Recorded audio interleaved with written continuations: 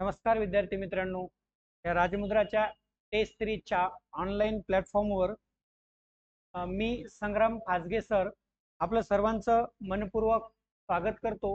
विद्यार्थी मित्रांनो, आपण जी राजमुद्रा अकॅडमी तर्फे राज्यसेवेची टेस्ट सिरीज ची अवलंबन केली होती, त्या टेस्ट सिरीजचा आज हा शेवटचा पेपर आणि या शेवटच्या पेपरमध्ये जे काही प्रश्न असतील त्या सर्व प्रश्नांचं अनालिसिस आपण आज बघणार आहोत।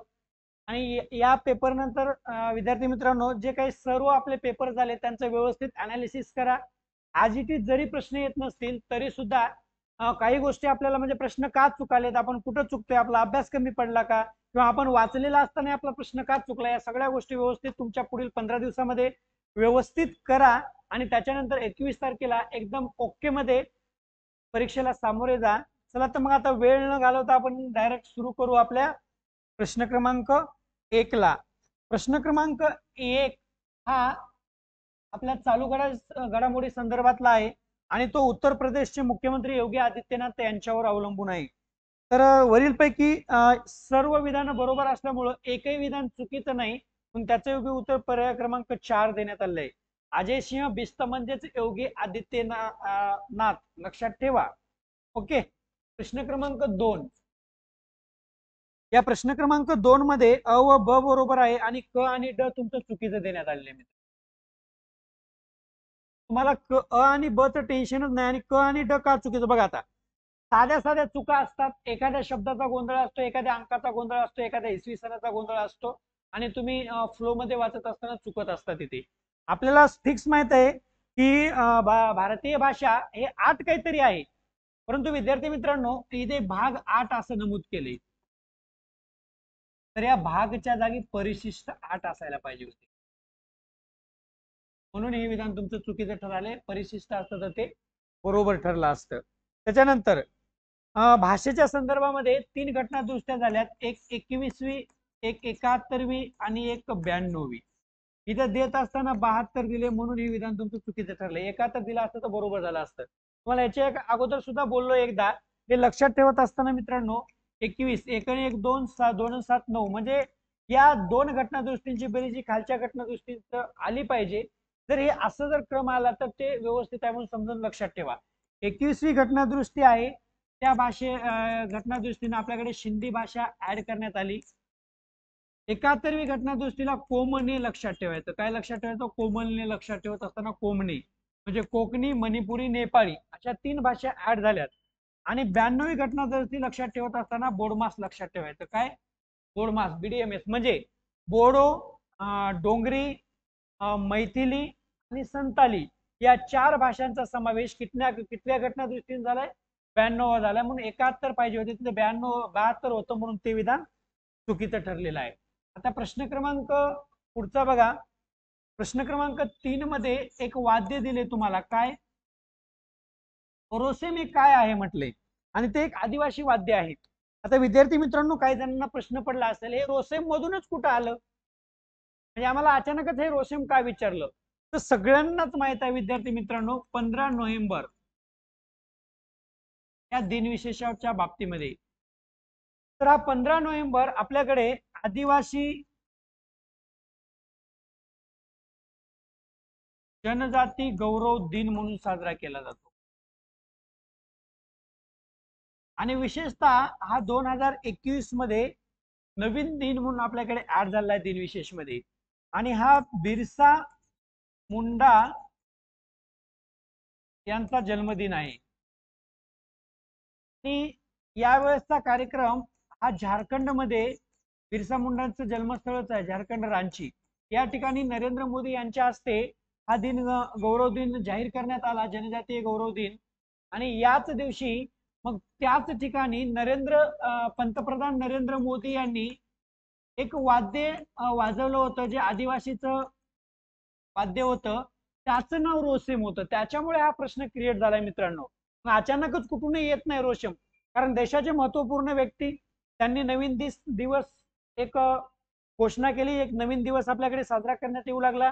बिरसा मुंडा आदिवासीच्या उठावाशी संबंधित त्यांच्या संदर्भात एक उलगुन नावाचा एक उठाव आहे, आणि या उलगुन या उठावा कोणाच्या संदर्भात आहे त्याचं उत्तर सुद्धा बिरसा मुंडाचं आहे. त्याच्यामुळे रोसेम वाद्य चर्चेत आलं होतं, म्हणून तो प्रश्न अतिशय महत्वपूर्ण ठरणार आहे तुम्हाला.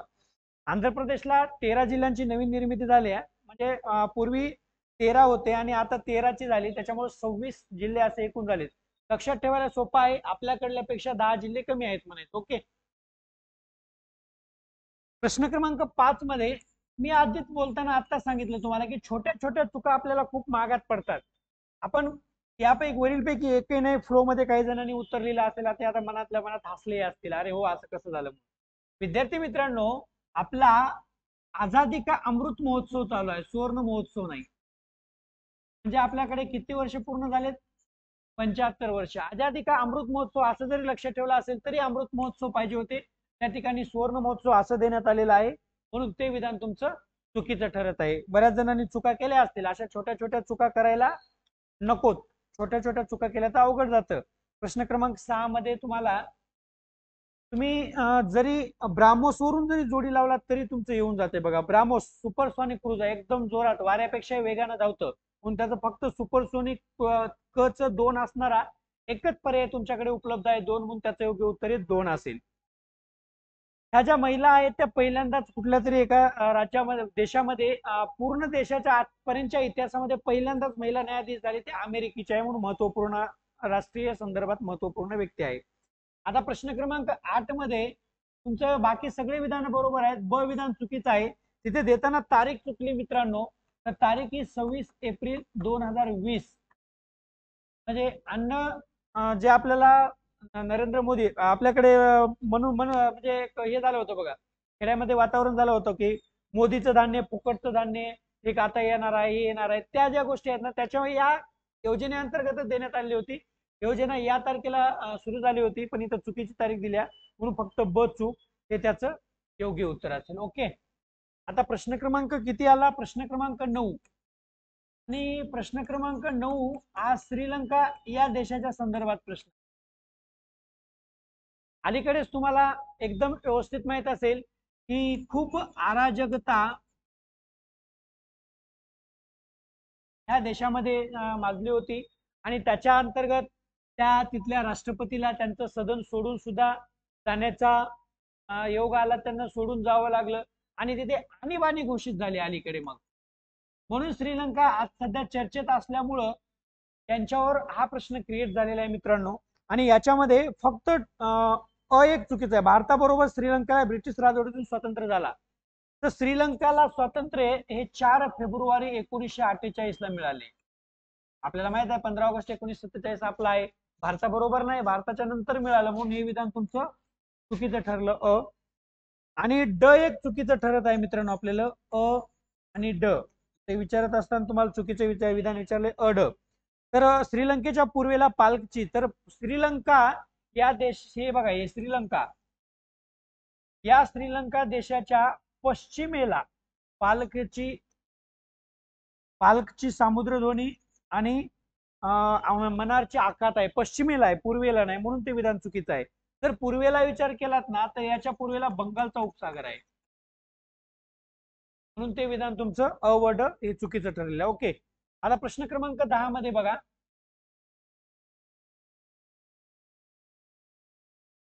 प्रश्न क्रमांक 10 मध्ये क विधान चुकीचं आहे, बाकी 2 बरोबर आहे. फक्त क वरच बोलू. मग युनोच्या जागतिक पर्यटन संघटनेतून माघार घेतली आपल्या रशिया देशानं, कारण सध्या रशिया आणि युक्रेनचा तुम्हाला संघर्ष माहितीच आहे. पाठीमागं खूप संघर्ष झाला आणि त्या संघर्षाच्या धर्तीवर रशिया युक्रेन संघर्ष थोडंसं वाचून जा परराष्ट्रीय संबंधाच्या संदर्भामध्ये.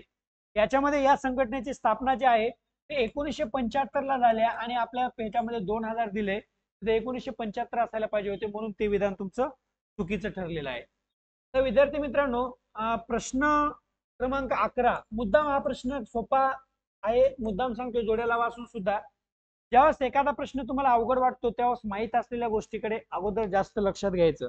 मग इथे वैशाखी सर्वांनाच माहित आहे, वैशाखी हे पंजाबमध्ये साजरं केलं जातं, आणि ड च एक असणारा फक्त तुमच्याकडे 2 नंबरचा एकच पर्याय शिल्लक आहे, बाकी कुठलाही पर्याय ड च एक असणार नाही, म्हणून त्याचं योग्य उत्तर 2 असेल. बाकी दुनिया जशाच्या तशी, टेन्शन घ्यायचं नाही, बाकी दुनियाहून घेण देण नाही. जे जे माहित आहे ते जर जोडी व्यवस्थित लागली बाकी सगळं बरोबर असते, मग बाकीचं वाचून घ्यायचं आणि पाठ करून ठेवायचं पुढच्या परीक्षेसाठी. अजिबात नाही. पुढच्या परीक्षेची आशाच करू नका, याच परीक्षेला तुम्ही सक्सेस व्हा. क्लिअर. चला प्रश्न क्रमांक 12.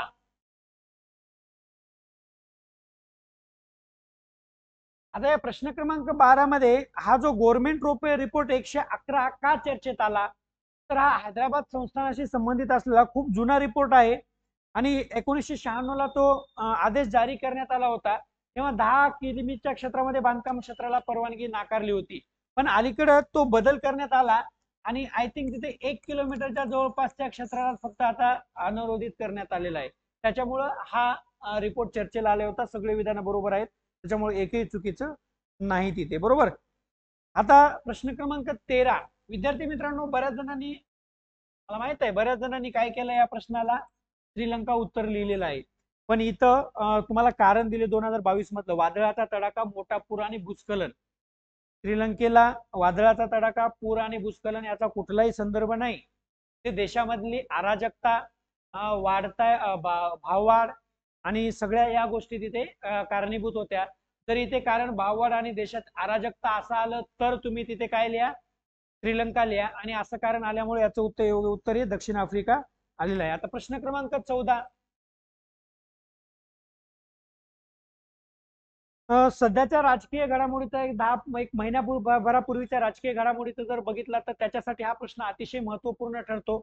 कारण इंग्लंडचे पंतप्रधान बोरिस जॉन्सन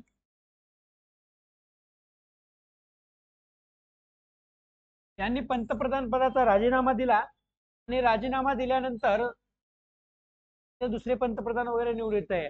पण ठीक आहे, याचा काही आपल्याला संदर्भ तिथं घेणं देणं नाही, पण एक सहज सांगितलं, तुमचं अजय विधान चुकीचं ठरलंय तर ते जो बायडन आले नव्हते तर तिथं बोरिस जॉन्सन असायला पाहिजे होते. मग त्या ठिकाणी ते बोरिस जॉन्सन असेल तर ते बरोबर आलं असतं, पण हे विधान तुमचं चुकीचं ठरत आहे. बाकी तर नो टेन्शन.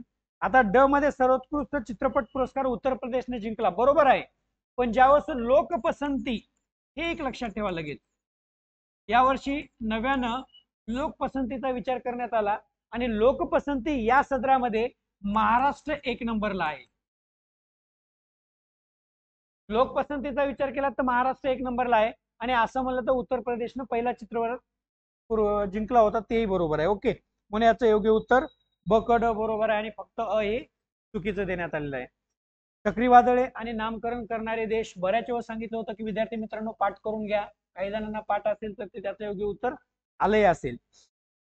16चं 4 नंबर आहे. जे तुमचं सुचेता कृपलानी आणि हंसमेत आहे, तिथे एक लक्षात ठेवा बघा. आपल्या राष्ट्रीय प्रश्न क्रमांक 16 वर चर्चा करतोय आपण. भारताच्या घटनेचा जर विचार केला तर घटना हे करताना एकूण 11 सत्र झाले होते, आणि भारताला जेव्हा स्वातंत्र्य मिळालं त्या स्वातंत्र्याच्या वेळी हे 5वे सत्र चालू होते. म्हणजे 5वं सत्र या स्वातंत्र्याच्या काळामध्ये झालं. म्हणजे स्वातंत्र्याच्या पूर्वी 4 झाले, इकडे 6 झाले, आणि स्वातंत्र्याच्या दरम्यान एक सत्र चालू होतं आपलं. 6 4 10 1 5 11 असे. मग यावेळेस स्वातंत्र्याच्या संध्येच्या वेळेस जे सत्र होतं त्यावेळेस जे सुचेता कृपलानी होत्या यांनी वंदे मातरम गायलं होतं. यावेळेस वंदे मातरम सुचेता कृपलानी यांनी गायलं होतं. आणि यावेळेस जनगण मन जे आहे ते जनगण मन हे हंसा मेहतांनी गायलं होतं, हंसाबेन मेहता यांनी. त्याच्यामुळं हे दोन्ही गोष्टी व्यवस्थित लक्षात ठेवा. एका दिवस जर तर मध्ये प्रश्न आला तर ते चुकू नये. आणि तुम्हाला वंदे मातरमच्या पोहेचं जर किंवा जनगणचं जर बघितलात, पहिल्यांदा जनगण भारतामध्ये कधी गायलं गेलं आणि वंदे मातरम 1896च्या कोलकाता अधिवेशनामध्ये दादाभाई नौरोजी यांच्या उपस्थितीमध्ये गायण्यात आलं होतं. आणि जनगण मन हे 1911च्या कोलकाता अधिवेशनामध्ये बिशनधर नारायण यांच्या अध्यक्षतेखाली अधिवेशन भरलं होतं, तिथं पहिल्यांदा गायण्यात आले होतं, म्हणून हे लक्षात ठेवा. आणि जनगण मन असो किंवा हे असो, भारतीय राज्यघटनेने 24 जानेवारी 1950 ला हे अधिसूचित करण्यात आलं, म्हणजे यांना आपण मान्यता दिली 24 जानेवारी 1950. सगळ्या गोष्टी व्यवस्थित लक्षात ठेवा, महत्वाचं आहे. आता इथे प्रश्न क्रमांक 17 मध्ये विजोड व्यक्ती ओळखा असा प्रश्न आहे मित्रांनो. थोडस विजोड व्यक्ती ओळखा म्हटलं की सर्वांग दृष्टीने विचार करावा लागेल. त्या विचार केला तर 4ही महिला आहेत. दुसरी गोष्ट, विचार केला तर 4ही महिलापैकी सगळ्या 4ही महिला म्हणजे आपल्या भारतीय घटना समितीमध्ये भारताच्या एकूण 15 महिलांचा समावेश होता. त्या 15 महिलांपैकी या 4 महिला होत्या. पण लक्षात ठेवा विद्यार्थी मित्रांनो, याच्यामधला पर्याय क्रमांक 4चा ज्या राजकुमारी अमृता कौर होत्या, त्या कौर या केंद्रीय प्रांतातून होत्या. आणि बाकीच्या जे 3 महिला आहेत त्या तिन्ही महिला उत्तर प्रदेश मधून आपल्या राज्यघटनेमध्ये आल्या होत्या, संयुक्त संस्थानामधून. तेव्हा उत्तर प्रदेश 1950 ला झाला, तेव्हा संयुक्त संस्थान होतं. म्हणून या 3 महिला युपीच्या आणि 1 महिला केंद्रीय प्रांताच्या असल्यामुळं ते वेगळा गट पडू शकतो. काही जण म्हणतील सर सुचेता कृपलानी एका राज्याच्या मुख्यमंत्री झाल्या आणि बाकीच्या नाही झाल्या. विद्यार्थी मित्रांनो, तेही लागू पडेल, पण सगळ्यात जास्त अतिशय महत्वाचं राज्यघटनेच्या संदर्भामध्ये हे उत्तर आपल्याला योग्य प्रकारे देता येईल. त्याच्यामुळे तेच लिहा तुम्ही, राजकुमारी अमृता कौर. कारण 4ही जणांचा विचार केला तर ते योग्य ठरतं तुम्हाला. ओके, चला. 18 मध्ये डायसीनं व्यक्तीच्या हक्काचे स्वातंत्र्य हे भारतीय घटनेबाबतीमध्ये लागू पडत नाही, बाकीचे दोन्ही अधिकार लागू पडतात. प्रौढ मतदान 326 नुसार आहे. हे 20चा प्रश्न याच्या अगोदर एकदा 8 किंवा बघा 7 किंवा 8 नंबरच्या पेपरमध्ये जशा तसं वाक्य होतं, तेच विधान रिपीट झालं. जर हा प्रश्न चुकला तर सध्या अवघड आहे, म्हणून सकारात्मक संकल्पनेचा स्वीकार केलाय आपण धर्मनिरपेक्षतेचा. प्रश्न क्रमांक 21 आणि प्रश्न क्रमांक 21चा जर विचार केला तर राज्य पुनर्रचना आयोग 1953 वर हा प्रश्न आहे.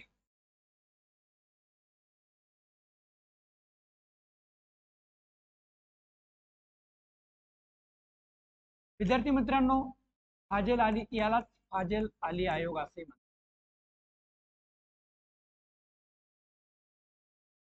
याच्यामध्ये 2 सदस्य होते, ते म्हणजे एक के.एम. पन्नीकर आणि दुसरे हृदयनाथ कुंजरू.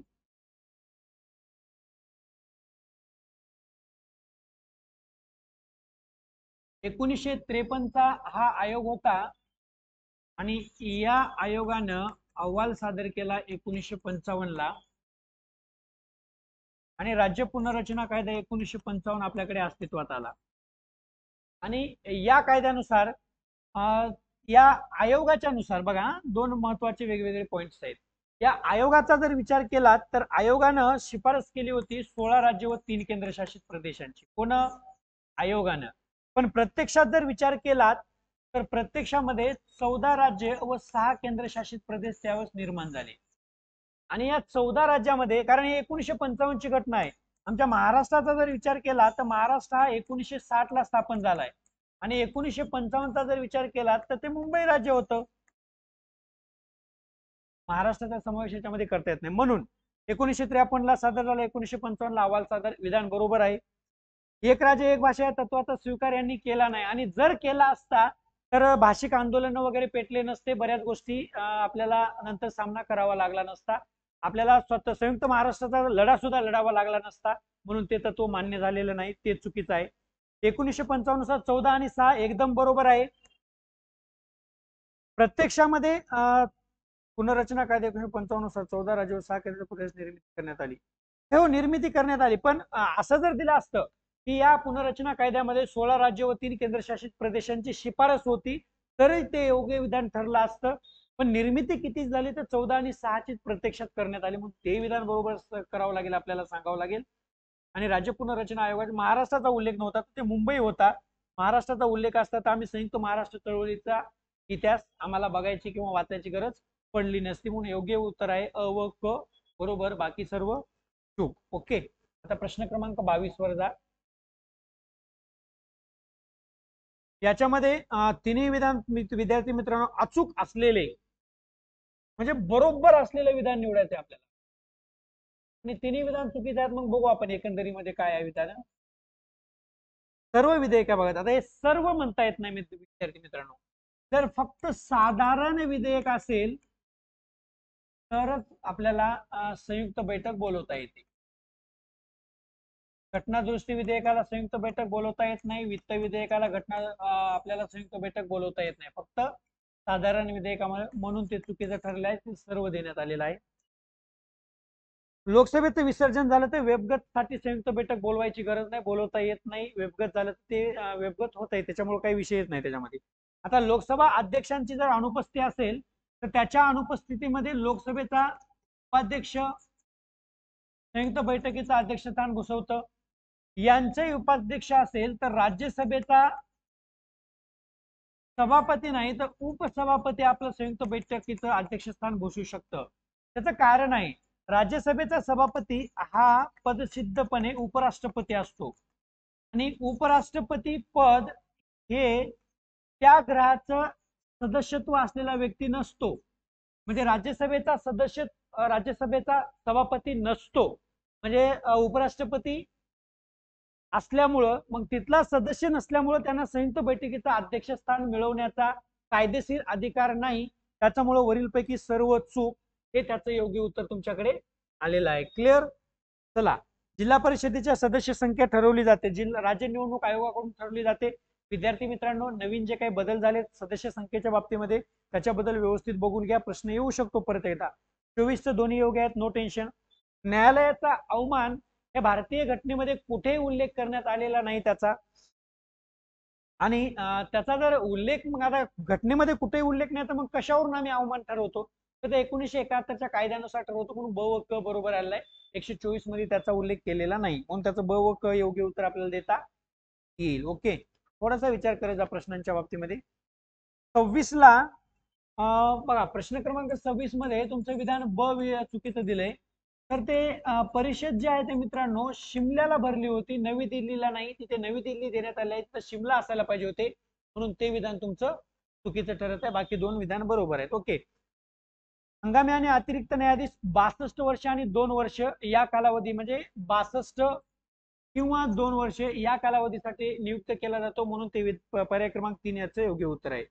आता प्रश्न क्रमांक 28 मध्ये तुम्हाला प्रश्न विचारण्यात आलेला आहे की कोणत्या राज्यासाठी एक लोकसभेचा सदस्य आहे, तर त्याचं योग्य उत्तर आहे सिक्कीम, नागालँड आणि मिझोरम यांच्यासाठी एक सदस्य आहे, बाकीसाठी नाही, फक्त अ बरोबर आहे. जर कदाचित भविष्यामध्ये 2 सदस्य असणारे राज्य जर तुम्हाला विचारले 2 सदस्य, तर मग ते 2 सदस्यांचे राष्ट्र लक्षात ठेवा. एक गोवा, आपण बोलतोय लोकसभेच्या बाबतीमधले. दुसरं अरुणाचल प्रदेश,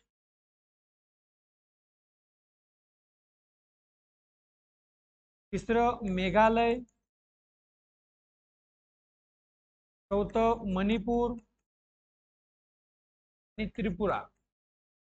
इथे देण्यात आलेला एक आसाम आहे, तर त्या आसामला 14 सदस्य आहेत मित्रांनो. पर्यायामध्ये आसाम एक आहे. तर ह्या एवढ्या राज्यांमध्ये लोकसभेचे प्रत्येकी 2 सदस्य आहेत. एक सदस्याचा प्रश्न आयोगाने याच्या पूर्वी विचारला होता. यदा कदाचित 2 सदस्याचा जर प्रश्न विचारला तर चुकू नये, याच्यासाठी हे राज्य लक्षात तेव्हा लोकसभेचे 2 सदस्य असणारी ती राज्य आहेत. ओके. प्रश्न क्रमांक 29 मध्ये अ व क त्याचं योग्य उत्तर आहे मित्रांनो. आता प्रश्न क्रमांक 3, प्रश्न क्रमांक 30, यापैकी सर्व हे विधान तुमच्याकडे चुकीचे आहेत. तर का चुकीचे ते बघा. संसद सदस्यांना 40 दिवस आधी आणि 40 दिवस नंतर फक्त आणि फक्त दिवाणी न्यायालयाचा जर खटला असेल तर संरक्षण मिळतं, फौजदारीच्या बाबतीत मिळत नाही, म्हणून ते विधान चुकीचं आहे. सर्व बाबत मिळत नाही. सभागृहाला त्यांच्या सदस्यांच्या बाबत विचारपूस करता येते. देशातल्या सगळ्या नागरिकांचे सभागृह काही करणार नाही, त्याच्यामुळे त्याचं योग्य उत्तर ते सदस्य पाहिजे होते, म्हणून ते चुकीचं आहे. आणि राष्ट्रपती जरी संसदेचे अविभाज्य घटक असले तरी सुद्धा त्यांना संसदीय अधिकार किंवा संसदीय विशेषाधिकार लागू होत नाहीत. संसदीय विशेषाधिकार जे आहेत ते राज्यसभा, लोकसभा, राज्यसभेचे लोकसभेचे सदस्य, त्यानंतर महाधिवक्ता यासारख्या लोकांनाच लागू होतं, राष्ट्रपतींना नाही. त्याच्या किंवा संसदीय सदस्यांचे जे काही अध्यक्ष समित्यांचे जे अध्यक्ष असतात, समितीचे सदस्य असतात, त्यांनाही लागू होतं, राष्ट्रपतीला लागू होत नाही, म्हणून सर्व चूक आहेत. क्लिअर. 31 सर्व बरोबर असते, नो टेन्शन. 32 मध्ये अ व ब हे पृथ्वीबाह्य कारणे आहेत आणि क हे ड हे ज्योतिषशास्त्रानुसारचे कारणे आहेत, त्याच्यामुळे योग्य उत्तर अ व ब देण्यात आलेलं आहे. 33 मध्ये सर्व बरोबर आहेत. आता प्रश्न क्रमांक 34 बघा. प्रश्न क्रमांक 34 मध्ये फक्त ब योग्य आहे, अ चुकीचा आहे. विद्यार्थी मित्रांनो, 1977च्या वन धोरणानुसार असं ठरवण्यात आलं की ज्या प्रदेशामध्ये 33% भाग हा जंगल आहे तो प्रदेश हा पर्यावरण संतुलनासाठी व्यवस्थित आहे म्हणून सांगितलेला आहे. आता 33% म्हणजे 100तला तिसरा भाग येतो म्हणून इथे 1/3 म्हणावं लागतं. इथं पर्याय देत असताना काय दिले 1/4%, मग ते 25% येते मित्रांनो. 1/4% म्हणजे 25% आहे का तरतूद आपल्याकडे, 33%ची तरतूद असल्यामुळं 1/3 असायला पाहिजे होते 1/4च्या ठिकाणी, म्हणून ते विधान तुमचं चुकीचं आहे. 35 दोन्ही योग्य आहे, नो टेन्शन. आता प्रश्न क्रमांक 36च्या बाबतीमध्ये खरंच परीक्षेमध्ये मन असेल, सद्विवेक बुद्धीने विचार केला तर एकदम व्यवस्थित उत्तर येते तुम्हाला. जलप्रदूषणाला मानव कारणीभूत नाही कसं म्हणता येईल? जलप्रदूषण करायला तर 1 नंबरचा मानवच कारणीभूत आहे, त्याच्यामुळे ते योग्य ठरत नाही. अ व ब फक्त योग्य ठरते, क चूक ठरते. ओके, हे भूपृष्ठीय व न होता हे भूपृष्ठीय आहेत. 4 नंबर योग्य उत्तर आहे. 38 1 बरोबर आहे. ठीक आहे, 39 3 बरोबर आहे. 40 बी पश्चिम घाटातल्या त्या संकटग्रस्त प्राणी आहेत. 41 दोन्ही बरोबर आहे, त्याचं ते स्पष्टीकरण देतं. कारण दाब व गुरुत्वाच्या दिशेने रक्ताचे वहन शिरा करतात आणि ते करण्यासाठी मग जर गुरुत्वाच्या विरुद्ध हे करायचं असं म्हणून त्याला झडपा लागतात, म्हणून ते बरोबर आहे, स्पष्टीकरणही बरोबर आहे. 42 फुफ्फुसी श्वसन, उभयचर आणि सस्तन प्राणी याच्यावरून तुम्हाला 2 व 3 उत्तर लिहिता येते, पण त्याच्यानंतर जर तुम्ही व्यवस्थित बघितला तर त्याचं योग्य उत्तर 2च येते. ओके, श्वसनाचे प्रकार आणि प्राणी यांच्या बाबतीतलं ते आहे. प्रश्न क्रमांक 43 मध्ये थायमस ग्रंथी बद्दलचा प्रश्न आहे.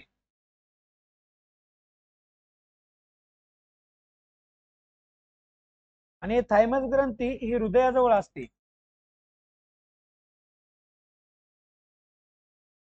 आपलं हृदय आपल्या झाकलेल्या मुठी एवढं असतं. ओके, कोणत्या साईडला असतं तर ते डाव्या साईडला असतं बरं का हृदय. आणि आपलं हृदय कुठे गमावून बसू नका, डाव्या साईडलाच असतं ते. ओके, नाहीतर दुसऱ्याच गोळवून बसायचं ते. बऱ्याच वेळेस आपल्याला वाटतं हृदय म्हणलं की उजव्या साईडला असेल, अजिबात नाही. हृदय कुठं असतं? आपल्या शरीराच्या डाव्या बाजूला हृदय असतं आपलं, उजव्या बाजूला नसतं. चला पुढं. म्हणून इथं छातीमध्ये स्टर्नम या हाडाच्या मागे हृदयाजवळ असं आपल्याकडे ऑप्शन नसल्यामुळे त्याचं योग्य उत्तर आपल्याला पर्याय क्रमांक 3 द्यावा लागेल. ओके, आता प्रश्न क्रमांक 44 मध्ये सर्वात व्यस्त अवयव याच्यावरूनच तुम्हाला एक काढलं तर उत्तर काढता येईल, बाकीचं नो टेन्शन. शुद्ध व अशुद्ध दोन्ही प्रकारच्या रक्ताचा पुरवठा केला जातो म्हणून ते यकृत, लिव्हर याचं योग्य उत्तर आहे. ओके, आता प्रश्न क्रमांक 45 बघा. इथे 3 पेशीवर प्रश्न आहेत. एक आहे चेतापेशी, दुसरी आहे अंडपेशी अंडपेशी आणि तिसरी आहे शुक्राणुपेशी. आता बघा मी याचं योग्य उत्तर इथे लिहितो. चेतापेशी ही शरीरातली सर्वाधिक लांब असणाऱ्या पेशी आहेत. अंडपेशी ही शरीरातील मोठ्या असणाऱ्या पेशी आहेत, मोठ्या. आणि शुक्राणुपेशी या शरीरातील सर्वात लहान असणाऱ्या पेशी आहेत. याच्यानुसार तिथे देण्यात आपल्या आलेलं जे आहे ते इकडे तिकडे झाले, पण वरीलपैकी एकही बरोबर नाही. ते दिलेलं जे असेल ते बरोबर असेल, तसं आलं तर ते बरोबर लिहिता येईल आपल्याला. सालमांडर इवराडोला मध्ये येते, त्यामुळे महत्वाचं आहे. याच्या अगोदर आयोगाने हा प्रश्न विचारलेला आहे. आता हे संवहनी संस्था नसणारा परंतु शैवालाचा, इथे थोडस बघा. आपल्याकडे 3 हे आहेत. एक आहे थॅलोफायटा, त्यावर कधी मध्ये नेहमी प्रश्न असतोच बघा. ब्रायोफायटा आणि टेरिडोफायटा.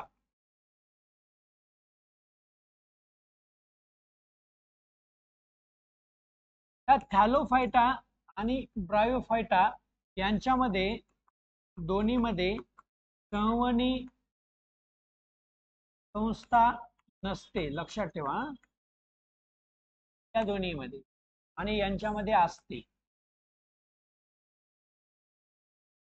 त्या थॅलोफायटाला शैवालांचा विभाग म्हणतात. या ब्रायोफायटाला वनस्पतीतील उभयचर म्हणतात.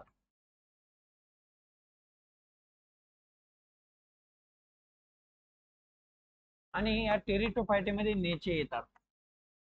याच्यावरून तुम्हाला शैवालांचा समावेश बी आणि विशेषतः हे जे तिन्ही भाग आहेत मित्रांनो, हे तिन्ही अबीजपत्रीचे वर्गीकरण आहे. अबीजपत्रीचं वर्गीकरण आहे.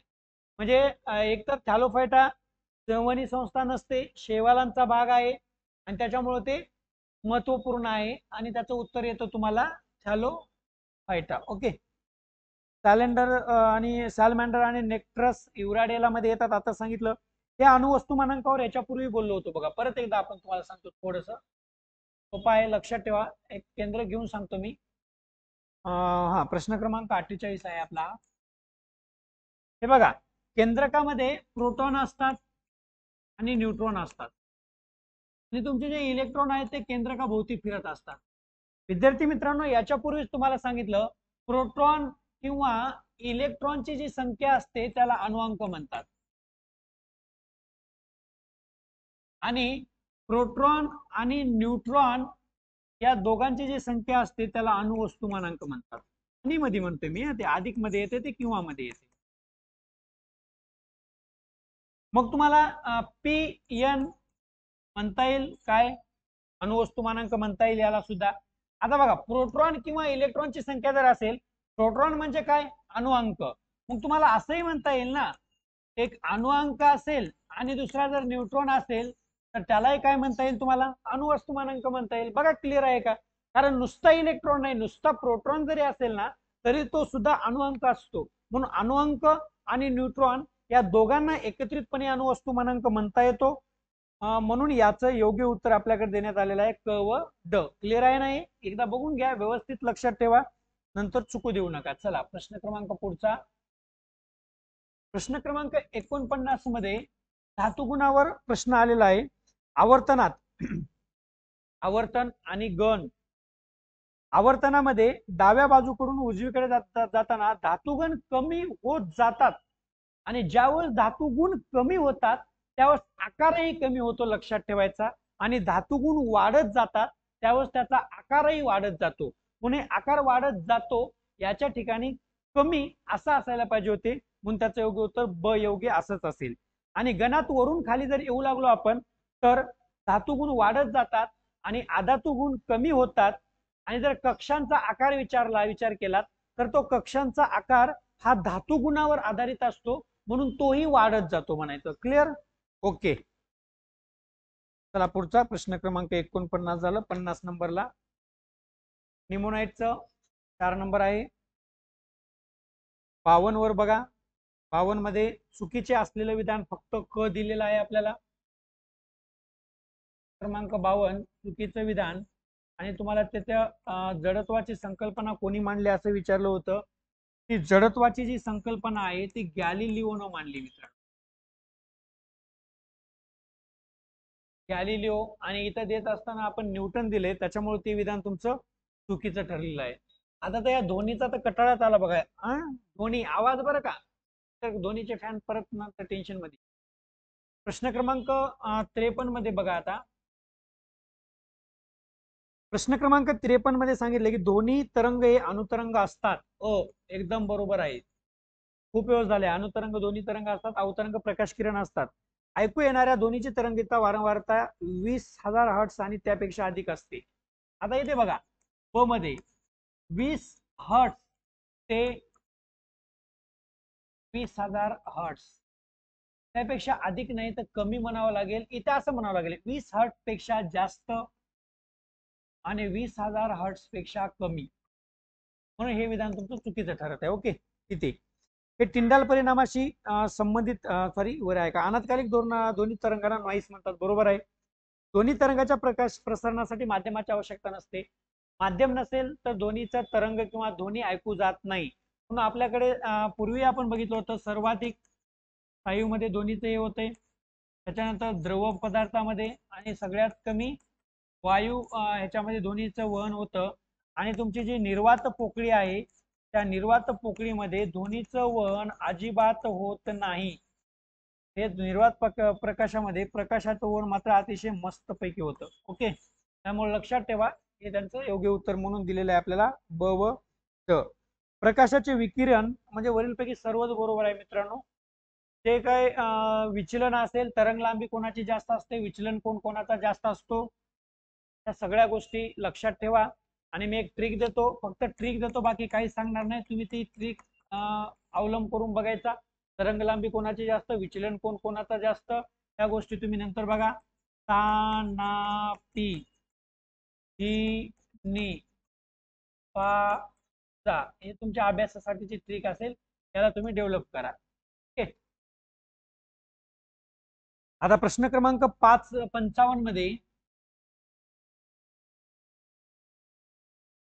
तुमचं क जे विधान आहे ते चुकीचं देण्यात आलंय. आता एक तर बघा, तुमचं अ आणि क विधान एक तर अ चुकीचा असायला पाहिजे किंवा क चुकीचा असला पाहिजे, दोन्ही तर बरोबर येणार नाहीत. म्हणजे एकाची वारंवारता जास्त असेल, फ्रिक्वेन्सी जास्त असेल, तर दुसऱ्याची कमी असणारच आहे. म्हणजे दोन्हीपैकी एक उत्तर तुम्हाला लिहावं लागणार आहे. म्हणून रेडिओ किरणांची जास्त वारंवारता नसते, तर त्यांची फ्रिक्वेन्सी कमी असते आणि तुमच्या क्ष किरणांची फ्रिक्वेन्सी जास्त असते. म्हणून त्याचं योग्य उत्तर अ ब ड हे देण्यात आलेलं आहे. नव्या पंचवार्षिक योजनेमध्ये सामाजिक न्याय आणि आर्थिक समानतेसह विकास हे धोरण आम्ही अवलंबलं होतं. MRTP कायद्याच्या जागी स्पर्धा कायदा आला होता. याच्या अगोदर याच्यावर चर्चा झाली वाटते आय थिंक. चला, याच्यामध्ये शून्य आधारित अर्थसंकल्प पीटर पेर्स यांनी अवलंबला होता आणि 1986 ला आपण महाराष्ट्रामध्ये सुद्धा त्याचा अवलंब केला होता. जगामध्ये पहिल्यांदा अमेरिकेनं त्याचा अवलंब केला होता आणि त्याच्यानंतर जर महत्वपूर्ण असेल तर महाराष्ट्र, कर्नाटक आणि आंध्र प्रदेशमध्ये सुद्धा त्याचं अवलंबन करून बघितलं होतं आपण काय असतं ते. हे जे 69चं एक होतं.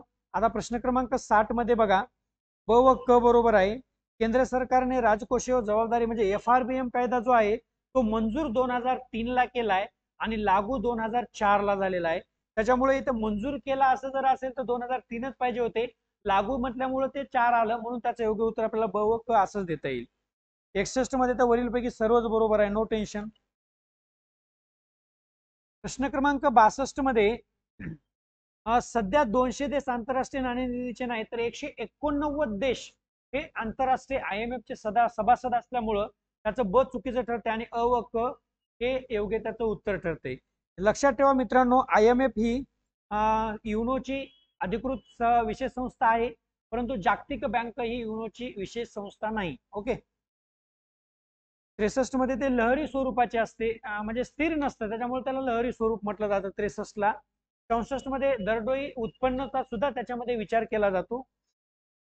65 मध्ये जर बघितलात तर ते डॉक्टर बाबासाहेब आंबेडकरांचे तर बाकीचे सर्वही अनुयायी होते, पण नाशिक जिल्ह्यातल्या दिंडोरीचे दादासाहेब गायकवाड होते, जे तुमच्या मनुस्मृती दहनला किंवा गणेश शस्त्रबुद्धी होते तिथे.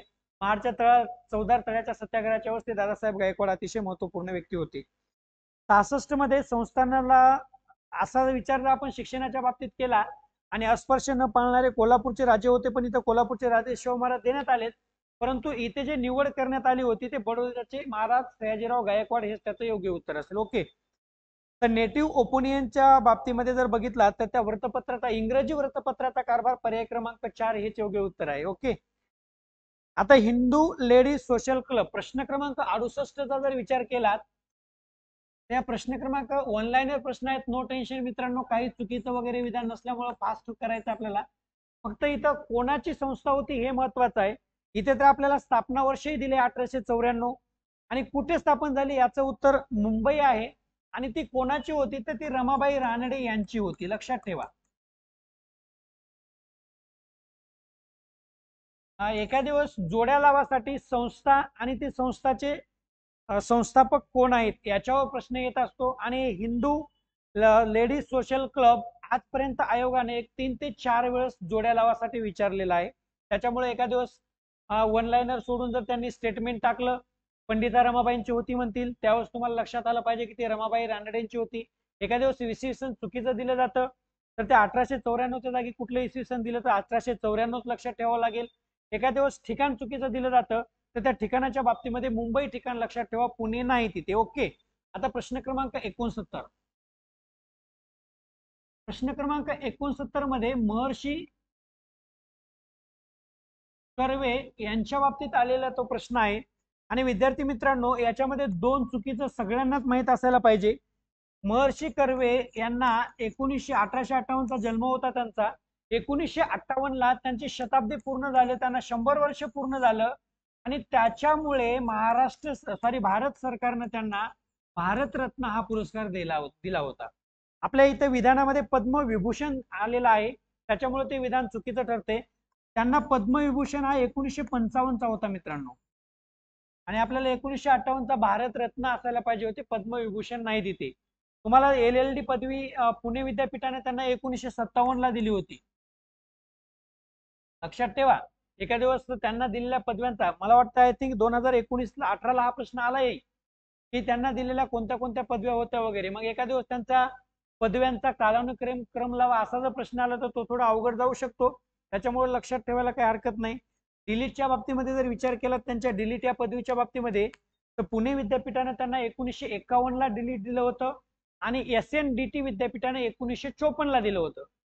आता काय करावं म्हणून 1954, 1955, 1957, 1958, 1919 आम्हाला काहीच कळलं नाही. काय नाही, अभ्यास करा, त्याच्याशिवाय काहीच कळणार नाही. ओके. जालियनवाला बाग हत्याकांड वैशाखी सणानिमित्त ते जमले होते आणि त्याचे निमंत्रक हे मोहम्मद बशीर होते, म्हणून दोन्ही प्रश्नाचं उत्तर तिथं आलेलं आहे तुम्हाला. ओके. आता विद्यापीठाचा विद्यार्थी मित्रांनो, प्रश्न क्रमांक 72चा जर तुम्ही विचार केलात तर 1857 फिक्स माहित आहे आम्हाला. 3 विद्यापीठांची स्थापना झाली होती. त्याच्यामध्ये कोलकाता,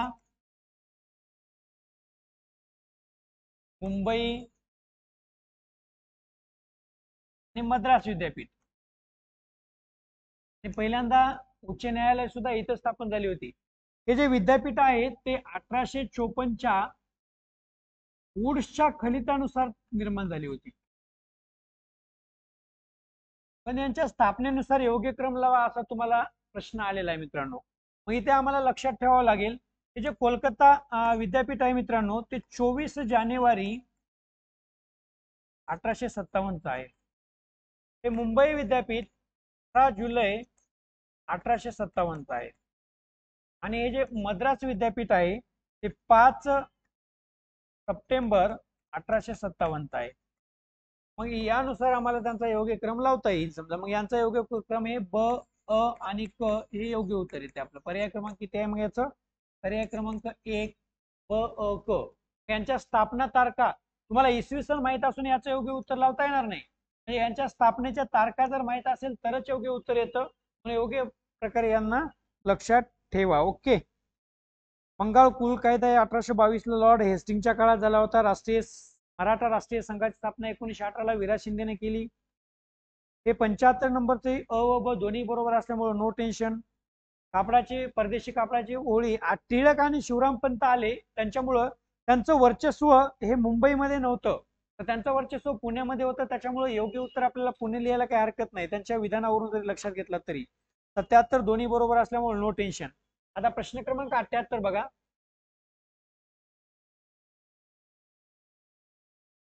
इथं अविधान चुकीचं आले मित्रांनो. जे दिलेले ठिकाण आहेत कणकवली, जानोली, बागदा, तिथं बॉक्साईट नाही तर तिथं सुद्धा तिथे सुद्धा तुम्हाला क्रोमाइटचे साठे सापडतात. बॉक्साईट नाही. ते बॉक्साईटचा जर विचार केलात तर बॉक्साईट हे कोल्हापूर, कोकणातले काही जिल्हे जे जांभ्या खडकाच्या संदर्भातला आहेत, उदाहरणार्थ सिंधुदुर्ग, रत्नागिरी आणि पूर्व विदर्भातला 1-2 जिल्हे, इथेच तुम्हाला बॉक्साईट सापडतं. इथे तुम्हाला सिंधुदुर्ग, कणकवली, जानोली दिलेत, बॉक्साईटचे सापडतात. पण तिथे क्रोमाइट दिलेल्या ठिकाणी कणकवली, जानोली, बागदा या ठिकाणी क्रोमाइटचे साठे सर्वाधिक आहेत. त्याच्यामुळे तिथे बॉक्साईटच्या ठिकाणी क्रोमाइट असायला पाहिजे होते, म्हणून ते विधान तुमचं चुकीचं ठरलेलं आहे. ओके. प्रश्न क्रमांक 79 मध्ये एक चुकीचा आहे, दुसरं बरोबर आहे. महाबळेश्वर आणि पाचगणी या ठिकाणी दोन्ही जरी थंड हवेचे ठिकाण असले तर दोन्ही ठिकाणी सारख्या प्रमाणात पाऊस पडत नाही. महाबळेश्वरला जास्त पडतो आणि पाचगणीला कमी पडतो, म्हणून ते विधान तुमचं चुकीचं ठरलेलं आहे. प्रश्न क्रमांक 80. प्रश्न क्रमांक 80 मध्ये फक्त ब हे बरोबर नसलेल्या बाकी सगळे बरोबर आहेत. विद्यार्थी मित्रांनो, ज्यावेळेस तुम्ही कृष्णा नदी, कोयना नदी या नद्यांचा विचार करणार आहात त्यावेळेस तुम्ही जर व्यवस्थित बघितलात, पूर्ण नाही आपल्याला इकडून काढावं लागेल. प्रोवाहिनीच नदी आहे ना, ठीक आहे, कोणच काढू आपल्याला काय.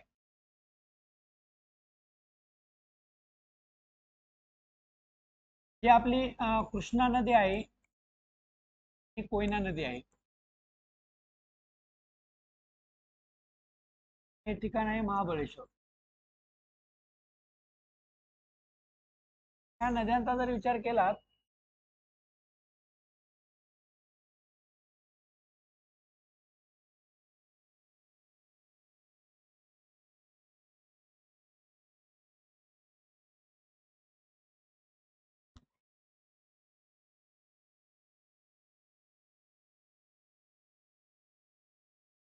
हे बघा, डावी बाजू आणि ही उजवी बाजू. आणि इथं दिले तुम्हाला की कोयना ही कृष्णा डाव्या नाही तर ते उजव्या बाजूने येऊन मिळते. कृष्णा नदीला डाव्या बाजूने येऊन मिळणारी येरळा ही एकमेव नदी आहे. त्याच्यामुळे तुम्हाला लक्षात ठेवायला सोपं जाईल थोडक्यामध्ये. आणि बाकीचे सगळे विधान हे त्याच्या बाबतीमध्ये बरोबर आहेत. लक्षात ठेवा विद्यार्थी मित्रांनो, महाबळेश्वर या ठिकाणी 5 नद्यांचा उगम झालाय. त्याच्यामध्ये कृष्णा, कोयना, इथंच एक वेण्णा आहे. या 3 ज्या आहेत नद्या, त्या 3 नद्या त्या इकडे कृष्ण म्हणजे पूर्वेकडे वाहतात. आणि यातल्या ज्या 2 नद्या आहेत त्या 2 नद्या इकडे, एक गायत्री आणि एक सावित्री, या दोन्ही नद्या इकडे कोकणामध्ये येऊन अरबी समुद्राला मिळतात. म्हणजे स्टेटमेंट जर कधी आलं, महाबळेश्वरला 5 नद्यांचा उगम होतो, त्यातल्या 3 नद्या ह्या पूर्ववाहिनी आहेत, 2 नद्या ह्या अरबी समुद्राला मिळतात, किंवा 2 नद्या ह्या बंगालच्या उपसागराला मिळतात. म्हणजे कसंही जरी स्टेटमेंट आलं तर हे व्यवस्थित जर लक्षात ठेवलात तुम्ही याच्यानुसार, तर तुमचा प्रश्न चुकणार नाही. त्याच्यामुळे ब हे त्याचं फक्त चुकीचं, क हे चुकीचं ठरते, सॉरी ब हे चुकीचं ठरते आणि बाकी सर्व बरोबर आहेत. आता प्रश्न क्रमांक 81 मध्ये चुकीचे नसलेले अ व क, म्हणजे ब परत इथं प्रश्न क्रमांक 81 मध्ये आपण बोलतोय कोणत्या महाराष्ट्रातल्या सर्वाधिक उंच शिखर शिखर कळसुबाई बद्दल.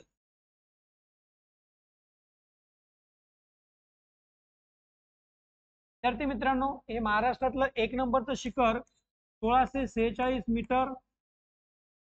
हे शिखर हरिश्चंद्र बालाघाट डोंगर रांगामध्ये आहे. हे शिखर नाशिक व अहमदनगर यांच्या सीमेवर आहे. इथं काय म्हटलं बघा मग आता, अहमदनगर जिल्ह्यात आहे, बरोबर आहे. नाशिक आणि अहमदनगर सीमे, अहमदनगर म्हणता येईल आपल्याला. शिखर डोंगर महादेव डोंगर रांगेत नाही तर हरिश्चंद्र बालाघाट पाहिजे होते, म्हणून ते विधान चुकीचं आहे. आणि अहमदनगर किंवा नाशिक या दोन्हीचाही विचार केलात ते दोन्ही कोणत्या प्रशासकीय विभागात येतात, तर नाशिक प्रशासकीय विभागातच येतात. त्याच्यामुळे ते विधान तुमचं बरोबर ठरते. फक्त बरोबर असले अ व क आहेत आणि ब चुकीचं आहे तिथे. ओके. 82 मध्ये तुम्हाला जोड्याला प्रश्न आहे मित्रांनो. इथे जर जे माहित आहे त्याच्याबद्दल जरी बघितलात, नॅशनल हायवे 4 हा सगळ्यांना जास्तीत जास्त माहित असतो. तो मुंबईहून बेंगलोरला जातो. मुंबई, पुणे, सातारा अशा टाईपने तो जात असतो. आणि याच्यामध्ये त्या रोडवरला फक्त सातारा हे शहर आहे आणि त्याचं 2 असणारा 1 आणि 2 आणि 4 पर्याय आहेत. आणि पण जर NH17 बघितलात तर तो गोव्यावरून मुंबई, म्हणजे मुंबईवरून गोवा पणजीला जातो. मग त्याच्यामध्ये कणकवली येत असतं. त्याच्यामुळे त्याचं उत्तर 2 हे योग्य उत्तर आपल्याला देता येईल. ओके.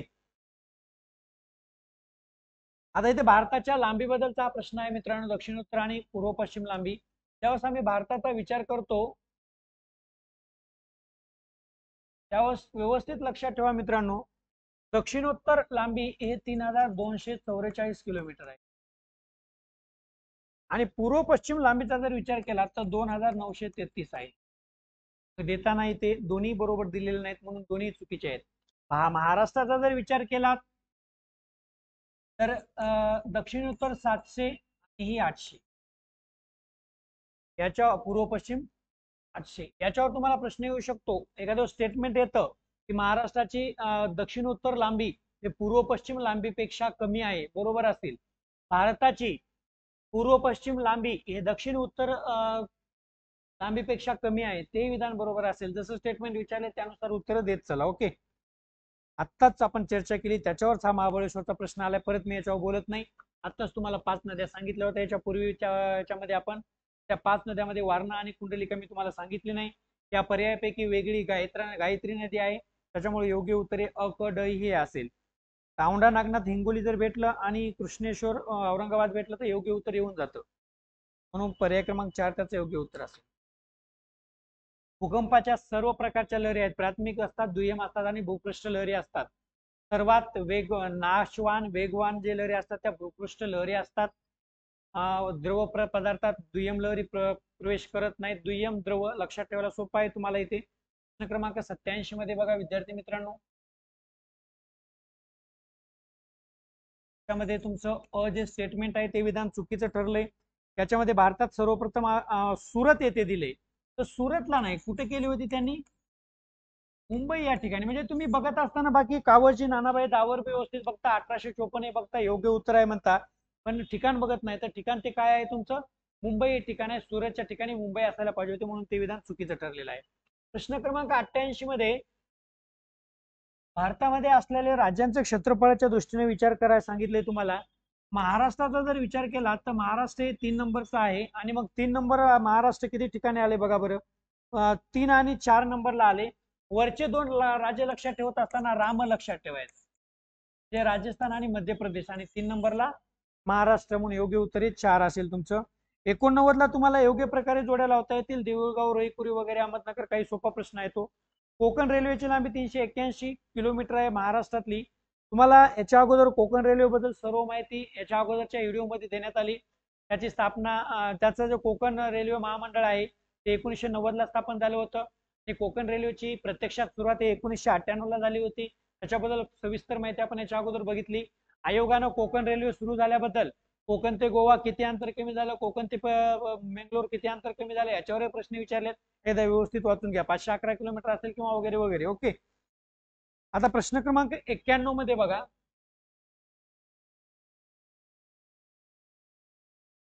तर विद्यार्थी मित्रांनो, 11,23,00,000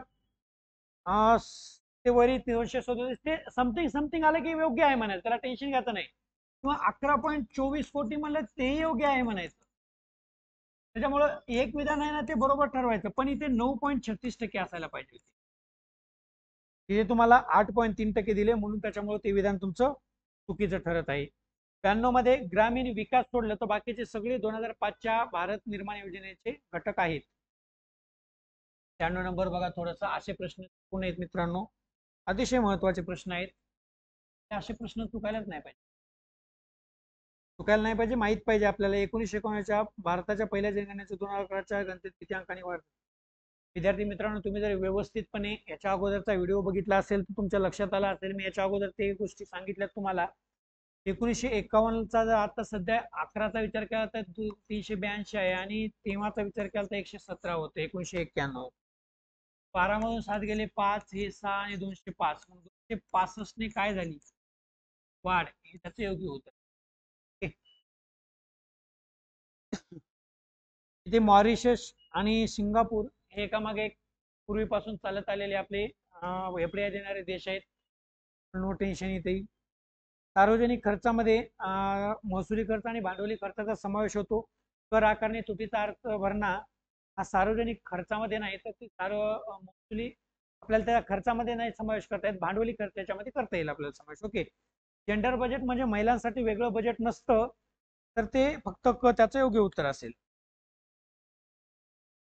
आता प्रश्न क्रमांक 98 मध्ये थोडीशी चर्चा करू मित्रांनो, कारण बऱ्याच जणांनी याचं उत्तर गोपाळ गणेश आगरकर लिहिण्याचा प्रयत्नही केला असेल.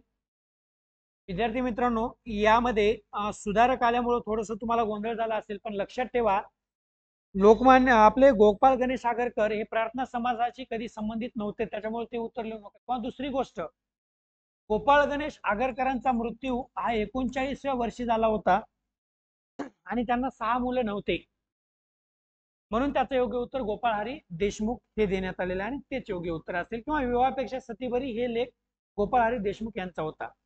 प्रश्न क्रमांक 99 मध्ये साताऱ्याच्या छत्रपतीवर ब्रिटिशवरून झाले. इथं कोल्हापूर छत्रपतीवर बऱ्याच जणांना वाटेल, पण कोल्हापुरांच्या छत्रपतीवर विषयच नाही तो, कारण कोल्हापुराचा विषय नव्हता तेवढा. साताऱ्याला जर बघितला तर जास्त उद्रेक जर बघितला तर प्रति सरकार वगैरे साताऱ्यामध्ये स्थापन झालं होतं.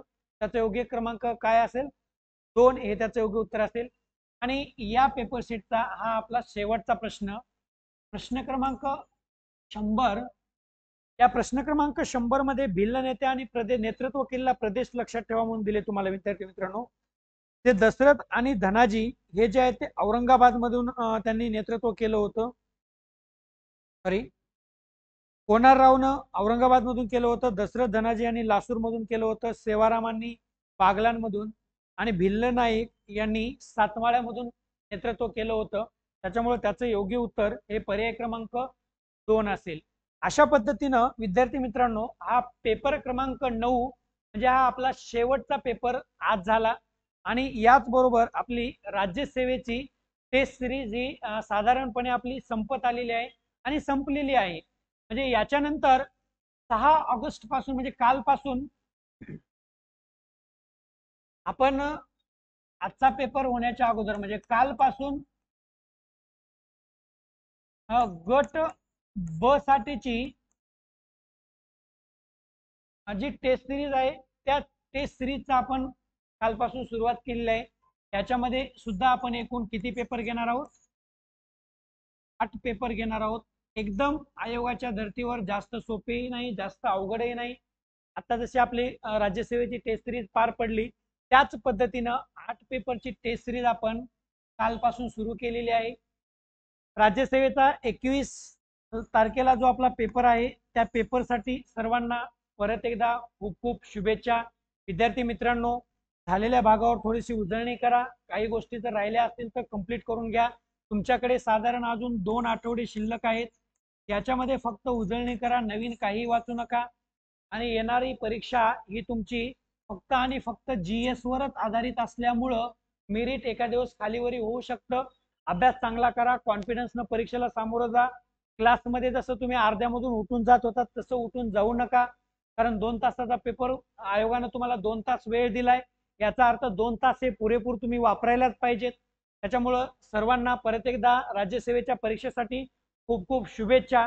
आणि या लास्टच्या पेपरच्या सोल्युशन सहित आता आपण इथे थांबणार आहोत. सगळ्यांना परत एकदा खूप खूप शुभेच्छा. धन्यवाद.